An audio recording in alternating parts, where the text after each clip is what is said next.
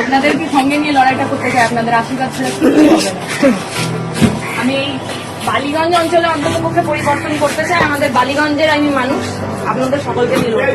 বালিগঞ্জেরই মেয়ে, এই অঞ্চল থেকে সিপিআইএম এর প্রার্থী দাঁড়িয়েছি। আপনাদের সকলকে নিয়ে লড়তে চাই। এই যে বস্তি উচ্ছেদ চলছে, বৃষ্টি হলে জল জমে যায়, কোনো কিছু ঠিক করে না, এমএলএ বারবার চেঞ্জ হয়ে যাচ্ছে, আসে না। আমি নিজে দৌড়ে বেড়াতে চাই আপনাদের সকলের সমস্যা না। সবাইকে বলবেন যাতে আমাদের বালিগঞ্জে একটু পরিবর্তন হোক, আশীর্বাদ করবেন। বালিগঞ্জেরই মেয়ে, লড়াই করতে নেমেছি, আপনাদের সকলকে নিয়ে লড়তে চাই।